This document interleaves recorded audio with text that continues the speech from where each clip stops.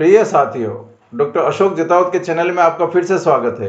दोस्तों, आज हम ज्योमेट्री यानी रेखा गणित के कुछ शेप्स जैसे डॉट, लाइन, एंगल उनके बारे में चर्चा करेंगे। तो आइए प्रारंभ करते हैं। सबसे पहले पॉइंट यानी डॉट, ये क्या होता है? तो इसकी डेफिनेशन है in geometry point is a location represented by A dot. तो किसी भी पॉइंट को लोकेशन भी बोलते हैं क्योंकि जो पॉइंट होता है उसकी कोई लेंथ, विड्थ, शेप या साइज नहीं होती है, ये सिर्फ एक पोजीशन होती है। So a point does not have any length, width, shape और size, it only has a position. और इसमें साथ में आगे ये भी बोल रखा है कि when two distinct points are connected, यानी जब दो अलग अलग लोकेशन पे पॉइंट यदि स्थित है और उनको आपस में जोड़ा जाता है तो फिर वो जो शेप बनता है उसको लाइन बोलता है। अब अलग अलग शेप्स के बारे में अपन डिस्कस करते हैं। जैसे अभी मैंने बताया था, ये पॉइंट क्या होता है? Point is an exact location in flat surface, यानी एक लोकेशन है। अब लाइन क्या होती है? Line is a collection of points, यानी जब खूब सारे पॉइंट्स आपस में पास में उनको रखते हैं तो वो एक लाइन बन जाती है। और ये दोनों तरफ, जैसे यदि यहाँ पे इस साइड में भी एरो है, इस साइड में भी एरो है, तो इसका मतलब ये है कि जो लाइन है दोनों तरफ इनफाइनाइट तक आगे बढ़ती रहती है क्योंकि इनका कोई एंड पॉइंट नहीं होता है। अब लाइन सेगमेंट क्या होता है? Line segment is a part of line with to and points. यदि दो पॉइंट्स में कहीं एंड पॉइंट होता है, इस तरह से जो एंड पॉइंट है तो उसको लाइन सेगमेंट बोलते हैं। अब रे क्या होती है? रे स्टार्ट फ्रॉम वन पॉइंट, यानी जैसे इस पॉइंट से रे स्टार्ट होती है और extend in one direction for ever, और दूसरी डायरेक्शन में ये एक्सटेंड होती है इनफाइनाइट तक, अनंत तक। अब अपन बात करते हैं एंगल की। एंगल क्या होता है? An angle is found when two rays share an end point. तो जब दो रे, एक रे ये हो गया और एक रे ये हो गया, ये दोनों किसी एक पॉइंट पे जाके मिलते हैं या उसको शेयर करते हैं, तो ये पॉइंट है, यहाँ पे जाके मिल रहे हैं, तो जो शेप बनती है उसको एंगल बोलते हैं। और इन दोनों के बीच में जो कोण होता है जिसको डिग्री में रिप्रेजेंट करते हैं। अब अपन बात करते हैं इंटरसेक्टिंग लाइंस की। Intersecting lines are lines that pass through the same point. तो यानी ऐसी लाइंस जो किसी एक पॉइंट से पास होती है यानी क्रॉस होती है, तो उनको बोलते हैं इंटरसेक्टिंग लाइंस। अब हम बात करते हैं perpendicular lines. Perpendicular lines means ऐसी लाइंस जो एक दूसरे को राइट एंगल पे इंटरसेक्ट करती है, यानी राइट एंगल पे एक दूसरे से क्रॉस करती है। तो राइट एंगल का मतलब 90 डिग्री का एंगल। तो 90 डिग्री पे जब दो लाइनें आपस में एक दूसरे को क्रॉस करती है तो उनको परपेंडिकुलर लाइन बोलते हैं। अब लास्ट में ये आया पैरेलल लाइंस क्या होता है? तो parallel lines are lines that never intersect. तो ऐसी लाइंस जो आपस में कभी भी नहीं मिलती, यानी ये जो इनके दो लाइनों के बीच में जो डिस्टेंस होता है वो हमेशा समान रहता है और वो न तो इस साइड इस डायरेक्शन में कभी आपस में मिलेगी, न इस डायरेक्शन में कभी मिलेगी, लगातार पैरेलली एक दूसरे के अनंत तक दोनों साइड में जाती रहेगी। तो ऐसी लाइंस को पैरेलल लाइंस बोलते हैं। चलिए आगे कुछ और शेप्स के बारे में बात करते हैं। अब हम देखेंगे कि वर्टेक्स क्या होता है एंगल का और आर्म ऑफ एंगल क्या होता है। तो an angle is found by two rays, जैसे हमने पहले भी डिस्कस किया था, दो रेज यानी किरण। तो जब दो रेज आपस में किसी एक कॉमन पॉइंट पर मिलती है तो वो वहां पे एक एंगल बनता है। और अब हर रे को आर्म ऑफ एंगल बोलते हैं। जैसे ये रे है तो इसको भी आर्म ऑफ एंगल बोलते हैं, और ये रे है इसको भी आर्म ऑफ एंगल बोलते हैं। और जो कॉमन एंड पॉइंट होता है उसको इस एंगल का वर्टेक्स बोलते हैं। जैसे ये जो कॉमन पॉइंट है ना, जहाँ पे ये दोनों रेज आपस में मिली है, तो इसको क्या बोलेंगे?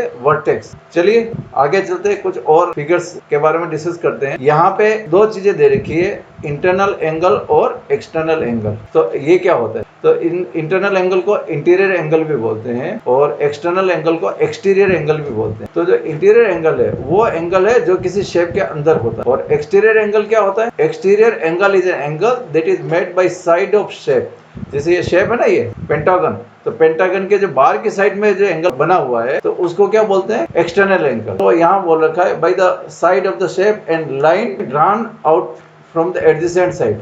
तो ये जो एडजेसेंट साइड है, ये कौन सी? ये लाइन, ये तो शेप आपका यही खत्म हो गया। अब इसको थोड़ा सा अपन आगे एक्सटेंड करते हैं, तो ये जो बाहर की साइड में जो एंगल बनता है उसको एक्सटर्नल या एक्सटीरियर एंगल बोलते हैं। अब यहाँ पे एक चीज और दे रखी है कि किसी भी एक पॉइंट पे इंटरनल एंगल और एक्सटर्नल एंगल या इंटीरियर एंगल और एक्सटीरियर एंगल, इन दोनों का जो योग होता है वो 180 डिग्री होता है। तो अब ये दोनों जो एंगल है वो एक दूसरे के सप्लीमेंट्री एंगल भी कहलाते हैं। यानी इंटरनल एंगल का सप्लीमेंट्री एंगल एक्सटर्नल एंगल और एक्सटर्नल एंगल का सप्लीमेंट्री एंगल इंटरनल एंगल।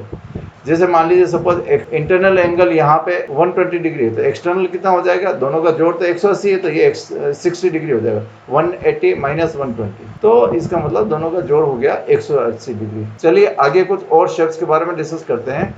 यहाँ पे अलग अलग लाइंस और एंगल्स के बारे में डिस्कस कर रखा है। सबसे पहले अपन बात करते हैं एक्यूट एंगल। एक्यूट एंगल यानी न्यून कोण। तो जैसे मान लीजिए आपका ये बेस लाइन है ओ ए पे 90 डिग्री से जो कम का एंगल होता है, 0 से 90 डिग्री के बीच में, उसको एक्यूट एंगल बोलते हैं। When the measurement of angle is between 0 degree and 90 degree, इसको न्यून कोण भी बोलते हैं। अब अपन बात करते हैं राइट एंगल या समकोण। तो जब when the measurement of angle is exactly 90 degree, यानी जैसे ये आपका बेस लाइन होगी ओ है और ये ओ भी एकदम इसका राइट एंगल यानी 90 डिग्री का एंगल बनते हैं, तो इसको क्या बोलते हैं, समकोण या राइट एंगल। चलिए आगे चलते हैं। अब हो गया ऑब्ट्यूज एंगल। ऑब्ट्यूज यानी अधिक कोण। तो जब जो आपका एंगल है वो एंगल आपका 90 से ज्यादा और 180 से कम हो, यानी इंग्लिश में इसको बोलते हैं when the measurement of angle is between 90 degree and 180 degree, तो इसको क्या बोलते हैं, ऑब्ट्यूज एंगल।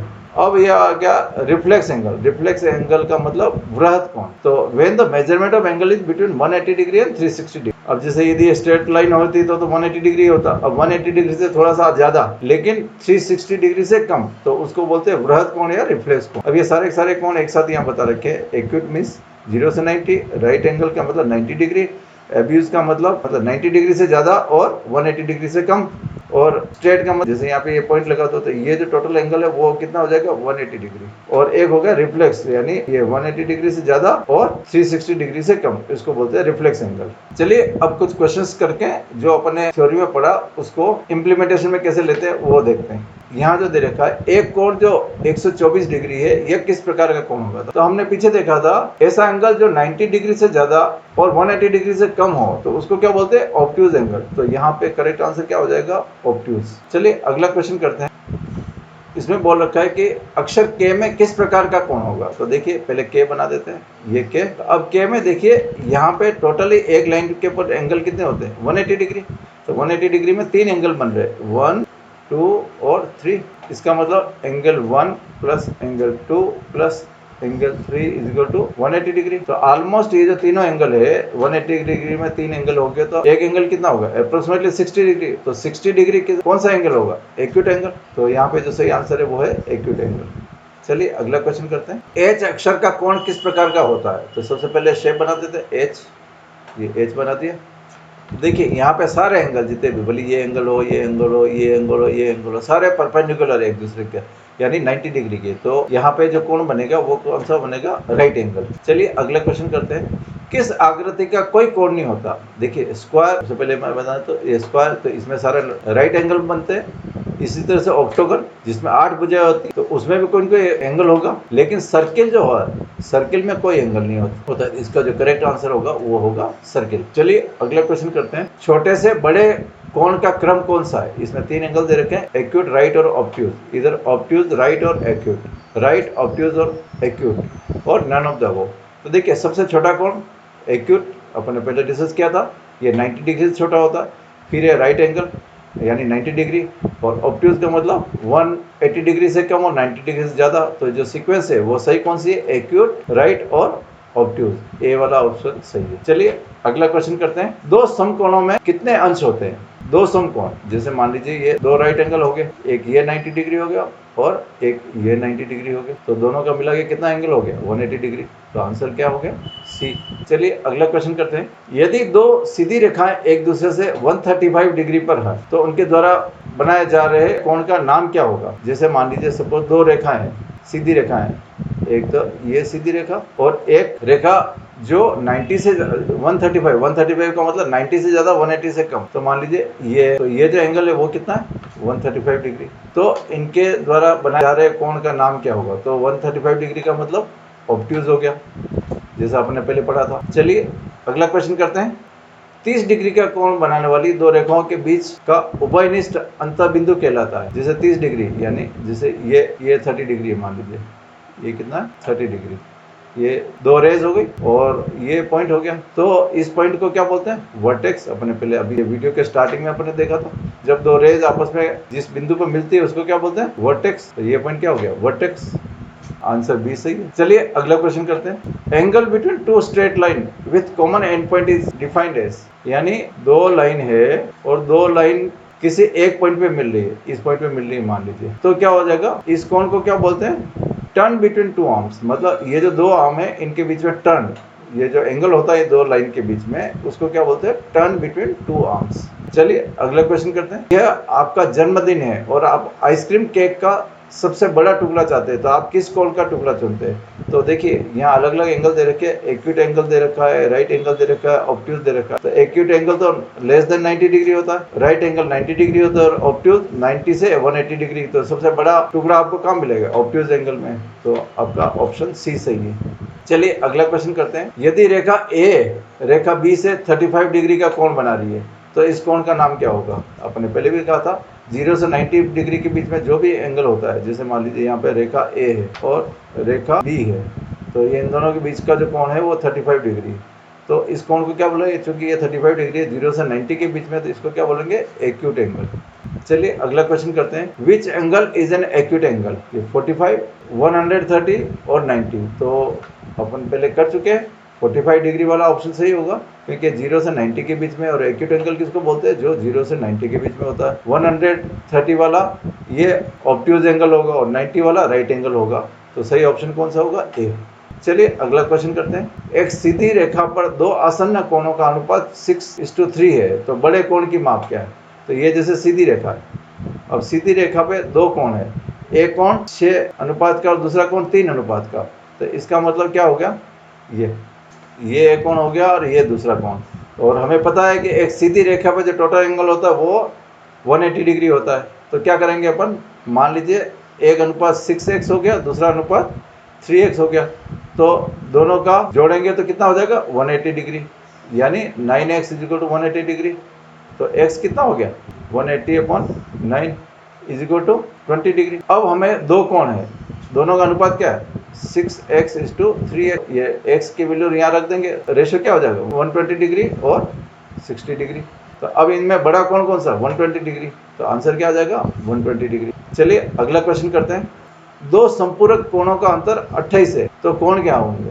यानी दो एंगल है, तो दो एंगल मान लीजिए सपोज ए और बी है, तो a + b = 180 डिग्री होगा, क्योंकि सप्लीमेंट्री जो एंगल होते हैं, संपूरक का मतलब सप्लीमेंट्री, तो उन दोनों का योग 180 डिग्री होगा। और a - b ये यानी दोनों का अंतर कितना दे रखा है, 28 डिग्री। अब हम इन दोनों को जोड़ देते हैं, तो क्या हो जाएगा, b से b कट गया, तो 2a = 180 + 28 कितना हो जाएगा, 208। तो a की वैल्यू क्या हो जाएगी, 208 / 2 = 104। तो a की वैल्यू 104 हुई, तो b कितना होगा, क्योंकि a + b = 180 और a की वैल्यू दे रखी है, तो b कितना हो जाएगा, b = 180 - a = 180 - 104। तो ये कितना हो गया, 76 डिग्री। तो आपका आंसर आ गया, एक एंगल तो आपका 76 हो गया, दूसरा एंगल 104 हो गया। चलिए अगला क्वेश्चन करते हैं। दी गई आकृति में AB पैरेलल टू CD है, यानी ये जो AB है, ये पैरेलल को ऐसे भी रिप्रेजेंट कर सकते हैं, ये लाइन इसके पैरेलल है, तो AB is parallel to CD। तो अब x का मान क्या है, तो ये एंगल दे रखा है x + 45 और ये एंगल दे रखा 3x + 15। इसमें क्या होता है, ये जो दोनों इंटरनल एंगल होते हैं, दोनों का सम 180 डिग्री होता है। तो क्या हो जाएगा, x + 45 + 3x + 15, इनका जोड़ कितना हो गया, 180 डिग्री। तो अब 3x और x कितना हो गया, 4x + 45 और 50 कितना हो गया, 60 = 180। 4x कितना हो गया, 180 - 60 = 120। इससे x की वैल्यू आ जाएगी 120 / 4 = 30 डिग्री। तो x की वैल्यू कितनी आ गई, 30 डिग्री। डी वाला आंसर सही है। चलिए अगला क्वेश्चन करते हैं। In triangle ABC, if angle ABC = angle BAC + angle ACB, the value of ABC is B और C। तो एंगल ABC को क्या B लिख सकते हैं, B = एंगल BAC यानी A plus angle ACB, ACB को C लिख दिया, क्योंकि ये जैसे ABC का मतलब है कि बीच वाला एंगल, BAC का मतलब बीच वाला A, इस तरह से ACB का मतलब बीच वाला C, तो इसका मतलब B = A + C। अब B + A + C तीनों एंगल का योग कितना होता है, 180 डिग्री। अब यहाँ दे रखा है A + C = B, तो क्या होगा, B + ए प्लस सी को बी लिख देते हैं, B plus B is equal to 180 degree, यानी 2b is equal to 180। B की वैल्यू कितनी हो जाएगी 90 डिग्री, तो ये जो बी है वो कितना हो जाएगा 90 डिग्री। इसमें सही आंसर क्या हो गया डी, वो 90 डिग्री। चलिए अगला क्वेश्चन करते हैं। यदि A B is equal to X plus 3, B C is equal to 2x और A C is equal to 4x minus 5, तो x किस मान के लिए बी ए सी पर स्थित है? तो इसमें एक ट्रायंगल दे रखा है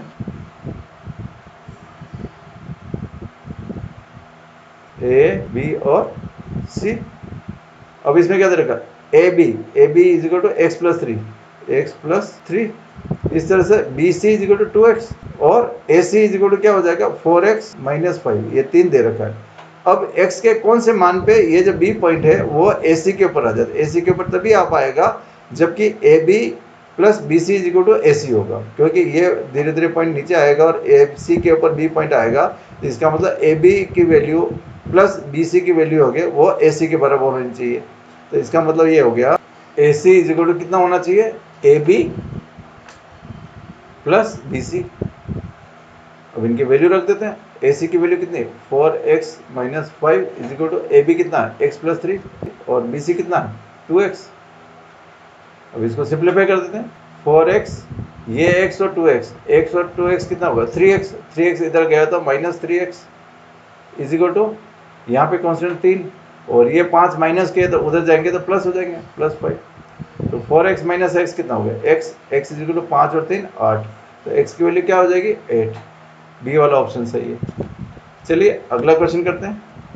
दी गई आकृति में एंगल 1 इज इक्वल टू 2, यानी ये जो आकृति दे रखी है इसमें ये जो 1 और 2 ये दोनों बराबर है और ये एंगल दे रखा है, तो तीनों एंगल का सम कितना होता है 180 डिग्री। तो 1 और 2 ये दोनों तो बराबर है, तो एंगल 1 प्लस ये 2 भी 1 के बराबर है, इसको भी एंगल 1 कर देते हैं, प्लस ये कितना हो गया 58 डिग्री। अब तीनों का योग कितना होगा 180 डिग्री।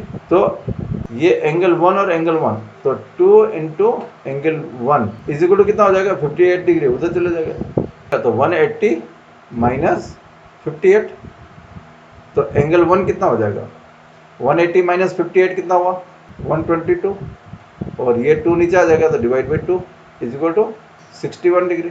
अब एंगल 161 हो गया तो ये 3 कितना होगा, क्योंकि इन दोनों का योग कितना होगा 180, तो एंगल 3 इज इक्वल टू कितना हो गया angle 3 is equal to 180 minus 61 is equal to 119 degree. इसी तरह से एंगल 3 और एंगल 4 बराबर होगा, क्योंकि 1 और 2 बराबर है तो इसका एक्सटीरियर एंगल और इसका भी एक्सटीरियर एंगल दोनों सेम होंगे, तो एंगल 3 और angle is equal to angle 4 कर देंगे अपन, तो दोनों कितने हो जाएंगे इज इक्वल टू 119 डिग्री। तो आंसर डी सही है। चलिए अगला क्वेश्चन करते हैं। चित्र में P is parallel to Q, ये जो P है पैरेलल है Q के, तो x का मान ज्ञात करो। अब देखिए ये 70 है तो ये भी 70 हो जाएगा, क्योंकि पैरेलल है तो पैरेलल के जो अपर वाले एंगल होते हैं वो सेम होते हैं, तो ये 70 हो गया। अब और अपने को निकालना ये 2x, तो x की वैल्यू निकालनी, तो यहाँ पे ये 2x दे रखा, तो क्या हो गया एक लाइन के ऊपर यदि दोनों सप्लीमेंट्री एंगल का योग कितना होता है 180 डिग्री, तो 2x प्लस 70 डिग्री कितना हो रहा है 180 डिग्री, तो 2x कितना हो गया 180 माइनस 70 इज इक्वल टू 110, तो x कितना हो गया 110 divide by 2 is equal to 55 degree, तो आंसर क्या आ गया 55 डिग्री। चलिए अगला क्वेश्चन कर। दी गई आकृति में angle AOC is equal to 50, तो ये आपका दे रखा है 50 डिग्री, तो AOD यानी ये प्लस COB ये इन दोनों का जोड़ कितना होगा। तो सबसे पहले ये दे रखा है ये 50 डिग्री दे रखा, तो इसका सामने वाला ये आमने सामने के जब दो लाइनें एक दूसरे को क्रॉस करती है तो आमने सामने के एंगल बराबर होते हैं, तो यदि ये 50 है तो ये भी 50 डिग्री होगा। अब ये 50 डिग्री है तो ये एंगल DOB और DOA ये दोनों एक दूसरे के सप्लीमेंट्री, क्योंकि एक ही लाइन पे बन रहे हैं, तो ये 50 हो गया, तो ये कितना हो गया 180 माइनस 50 यानी 130 डिग्री। अब ये 130 डिग्री है तो इसके सामने वाला एंगल ये भी 130 डिग्री होगा, तो टोटल दोनों का सम कितना हो गया 130 plus 130 is equal to 260 degree.